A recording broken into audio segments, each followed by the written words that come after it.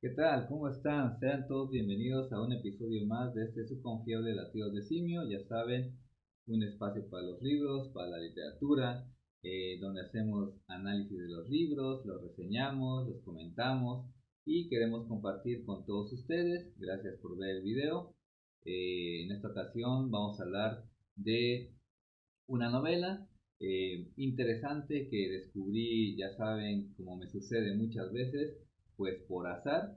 Y entonces queremos hablar de este libro muy interesante, muy entretenido, incluso con ciertos aprendizajes que poco a poco vamos a ir revelando en este video. Bueno, vamos a comenzar con esta novela que se llama La carta del verdugo de Marwan Soto Antaki, que es un poco difícil de pronunciar. Bueno, esta es una novela que adquirí hace algunos meses, me di a la tarea de leerla, ya saben, en esos recorridos que uno hace por los pasillos de librerías, de tiendas, librerías de viejo, y de repente se encuentra libros o autores que nunca ha escuchado mencionar y que uno se pone a leer la sinopsis de qué trata y bueno, con esta novela sucedió que leí la sinopsis y me atrapó de inmediato. Bueno, pero bueno, no nos adelantemos. Vamos a explicar brevemente sobre este libro interesante que se llama La Carta del Verdugo, editado por Alfaguara en el año 2014. Es una novelita que consta de poco más de 250 páginas. Y bueno, este autor, que aquí nos trae en la solapa muy brevemente su biografía, nos dice que Marwan Soto Antaki nació en la Ciudad de México en 1976, es autor de Casa Damasco, publicada en 2013, estudió cine en el Centro de Capacitación Cinematográfica, ha vivido en Nicaragua, España, Libia, Siria, México y colabora con distintos medios tratando temas relacionados con Medio Oriente, la política y la cultura.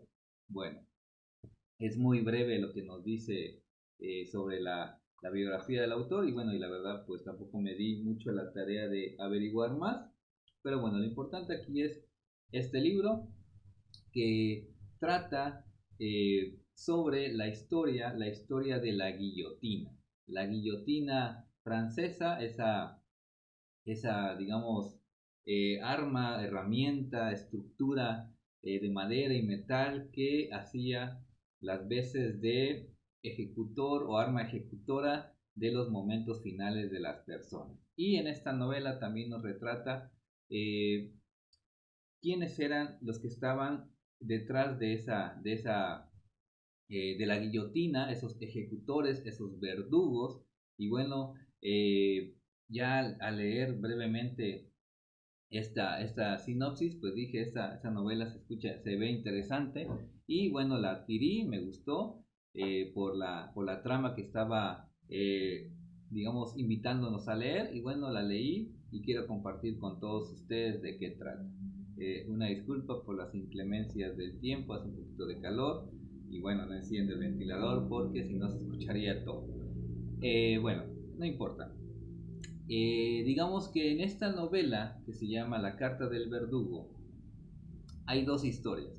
La historia uno, digamos que está centrada en uno de estos verdugos de la guillotina llamado Bernard Renault, que es un francés, obviamente, y una segunda historia, digamos, dentro de la misma novela, que trata sobre, digamos, la afición de otro personaje, por los moluscos de mar. Pero bueno, pero vayamos por partes.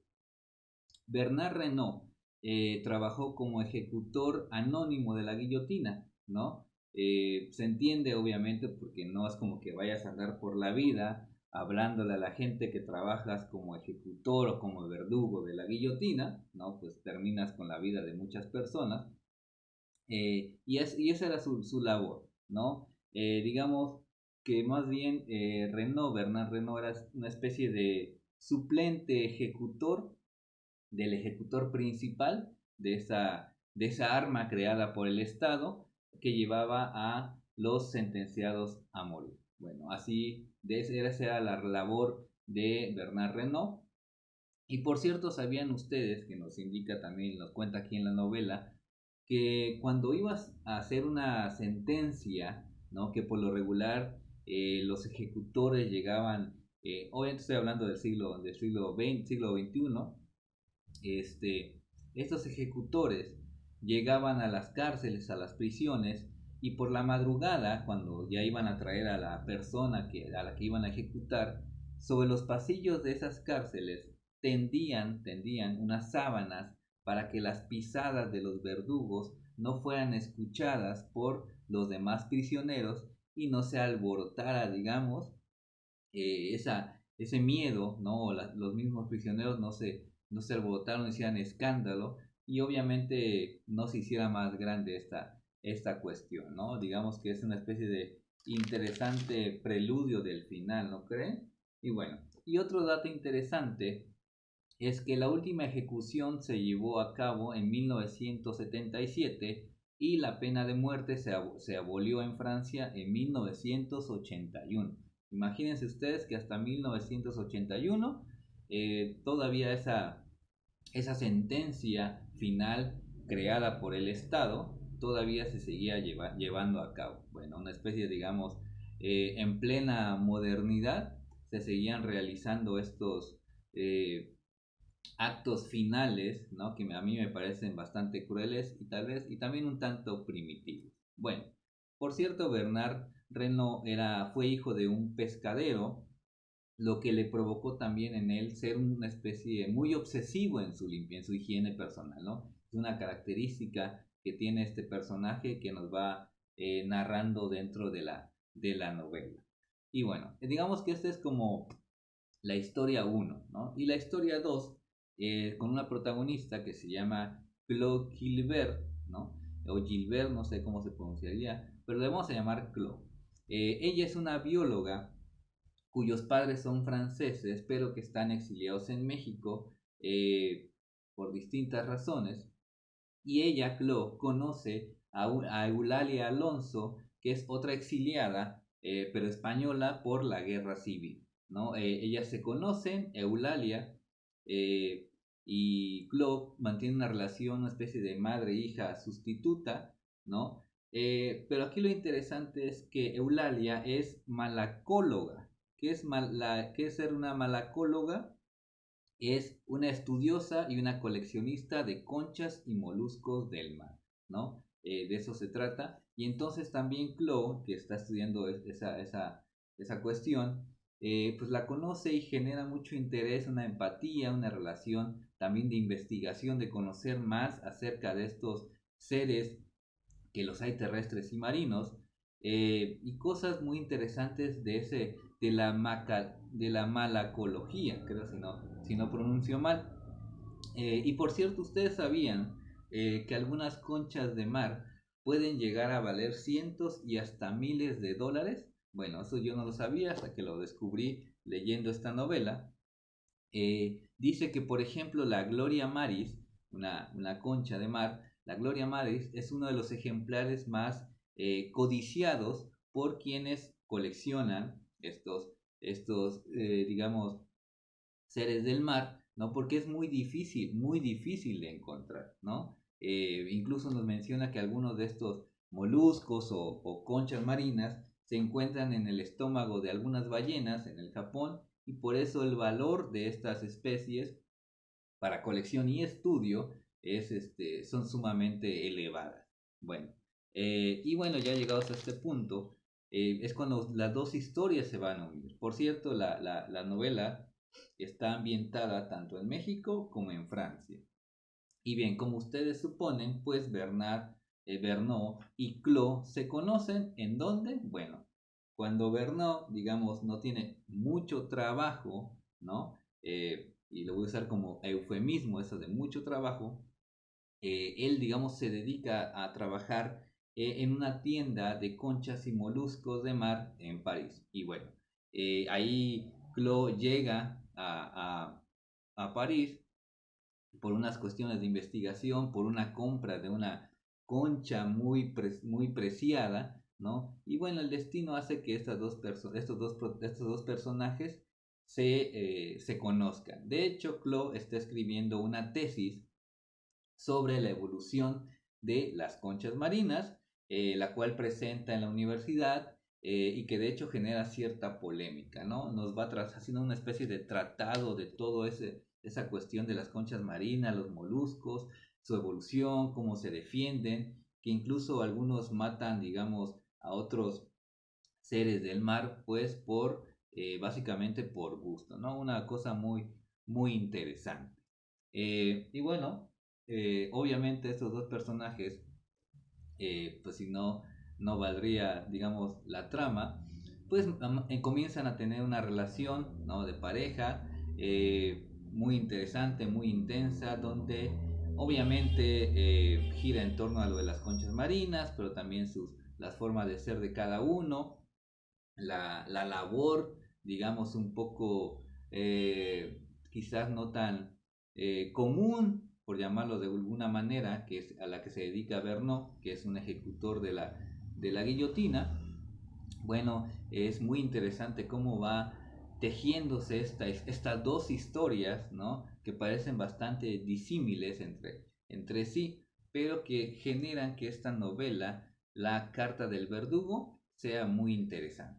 Y bueno, obviamente no quisiera yo continuar contándoles más de qué trata, porque suceden muchas cosas en esta novela. Y bueno, es interesante, es entretenida. Y bueno, quizás alguien se pregunte por qué se llama La carta del verdugo. Bueno, Verneau,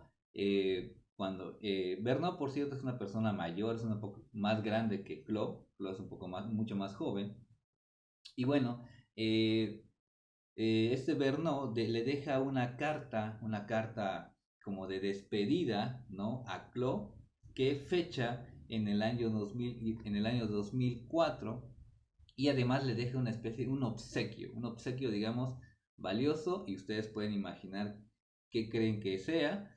Recuerdan cuando les dije que las conchas de mar y algunos moluscos eran muy costosos. Bueno, por ahí les voy a dejar casi de qué se trata este obsequio, pero bueno, lo que vale la pena es todo el proceso de esta novela, toda esta trama muy interesante.